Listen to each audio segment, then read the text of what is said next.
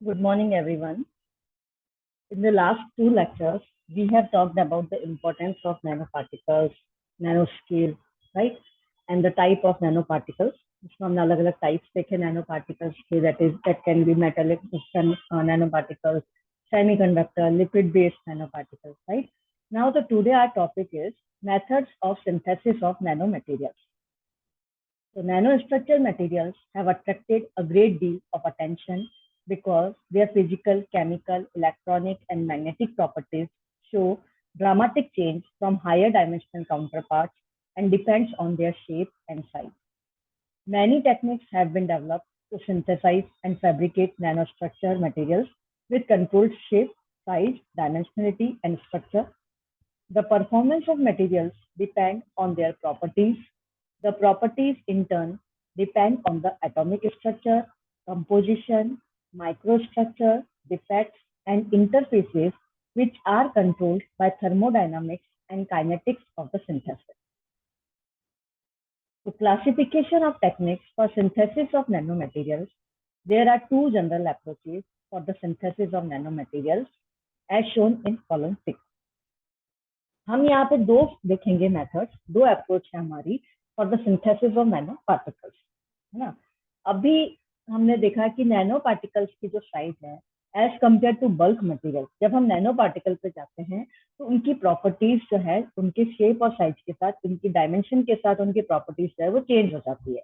और जब particle nano scale पे पहुंच जाता है तो there is the dramatic change in the drastic change in the properties. कहाँ पे ज्यादा चेंज आ जाता है उनकी प्रॉपर्टीज में। ओके, तो यहाँ पे हम दो अप्रोच डिस्कस कर रहे हैं। एक है हमारी टॉप डाउन अप्रोच और एक है हमारी बॉटम अप अप्रोच। फर्स्ट हमारी टॉप डाउन अप्रोच, ये नीचे फिगर आपको दिया हुआ है यहाँ पर टॉप डाउन अप्रोच। आप एक बार पहले फिगर से समझिए। टॉप डाउन अप्रोच में हम क्या कर रहे हैं, सबसे पहले हमारे पास बल्क मटेरियल है, उसके बाद हमने माइक्रो पार्टिकल्स पर आए, उससे हम आए नैनो पार्टिकल्स, ठीक है। और जो बॉटम अप अप्रोच में हम क्या कर रहे हैं, एटम्स हैं, उससे हमने क्लस्टर फॉर्म किया and then we are moving to nano particles. दोनों चीजों से हम कहाँ पर पहुंच रहे हैं, अल्टीमेटली हमारा एम क्या है, नैनो पार्टिकल्स पर। टॉप डाउन अप्रोच में बल्क टू हम जा रहे हैं नैनो पार्टिकल में, और बॉटम अप में हम क्या कर रहे हैं, एटम्स से जा रहे हैं नैनो पार्टिकल, ठीक है। छोटे छोटे एटम्स के क्लस्टर फिर नैनो पार्टिकल। बल्क यहाँ टॉप डाउन अप्रोच में बल्क मटेरियल, फिर माइक्रो पार्टिकल और then nano particle. Okay, so let's discuss these two methods in detail. पहला हमने बताया top down approach. Top down approach involves the breaking down of the bulk material into nano size structure और particles. जिसमें अभी figure में आपने देखा था, जो बल्क मटेरियल है उसको किस में ब्रेक डाउन कर रहे हैं हम, नैनो पार्टिकल्स में। पहले माइक्रो पार्टिकल में होगा, फिर नैनो पार्टिकल पे जाएगा। Okay, then top down synthesis techniques are extension of those that have been used for producing micro-sized particles. ये जो सिंथेसिस टेक्निक है, जो अभी तक माइक्रो साइज पार्टिकल प्रोड्यूस कर रही थी टेक्निक्स, उन्हीं का एक्सटेंशन है। उसी को क्या किया, आगे जाके डेवलप किया और हम कहाँ पर पहुंचे, नैनो पार्टिकल पर। Top down approaches are inherently simpler and depend either on removal और division of bulk material or on miniaturization of bulk fabrication processes to produce the desired structure with appropriate properties. The biggest problem with the top-down approach is the imperfection of surface structure. For example, nanowires made by lithography are not smooth and may contain a lot of impurities and structural defects on its surface. Some of the top-down methods are photolithography, scanning lithography, e-beam lithography, etc.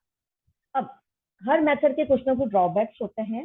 Top down approach में जब हम bulk material को break down करते करते nano particle तक पहुंचते हैं, तो इसमें जो हमारा अल्टीमेटली जो नैनो पार्टिकल मिलते हैं, उनके सरफेस स्ट्रक्चर में इम्परफेक्शन आपको मिलता है। अब ये टॉप डाउन मेथड के लिए जो मेथड्स हैं, लिथोग्राफी में photolithography, scanning lithography, E beam lithography, these are the methods for the top down approach. Second आता है हमारा bottom up approach. The alternative approach, which has the potential of creating less waste and hence the more economical, is the bottom-up. Bottom-up approach refers to the build-up of a material from the bottom, atom by atom, molecule by molecule, or cluster by cluster. इसमें हम क्या कर रहे हैं, उसमें हम break down कर रहे थे, यहाँ पे हम बिल्डअप कर रहे हैं, पहले एटम एटम, फिर molecule molecule, and then cluster by cluster. Okay, many of these techniques are still under development or are just beginning to be used for commercial production of nano powders. Some of the bottom-up methods are chemical vapor decomposition, soul gel method, etc. In methods में भी आप detail में आगे chapters में पढ़ोगे. तो ये हमारे बेसिकली दो अप्रोचेज हैं, एक तो टॉप डाउन, एक बॉटम अप अप्रोच है for the synthesize of nano particles. Bottom up approach में कहते हैं कि जो हमारा वेस्ट है वो कम क्रिएट होता है और काफी इकोनॉमिकल पड़ती है, क्योंकि यहाँ पर हम क्या कर रहे हैं, एटम से एटम जोड़ के जगह हम कहाँ पे जा रहे हैं, नैनो पार्टिकल पर जा रहे हैं. Then nano fabrication, top down making nanoscale structures by machining, coating, atomization, lithography and etching techniques. ये physical methods. Okay. Bottom up molecular nanotechnology applies to building organic and inorganic structures atom by atom and molecule by molecule chemical methods. Okay. ये हमने figure अभी जो discuss किया था. Okay. Next topic हमारा रहेगा applications of nano particles.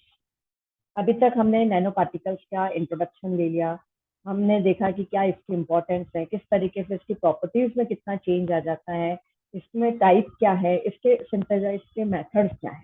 ठीक है, अब हम देखेंगे कि जो नैनो पार्टिकल्स हम जो इसे क्रिएट कर रहे हैं ये कहाँ पर हम यूज करें. So that will discuss in next lecture. Okay, so thank you everyone.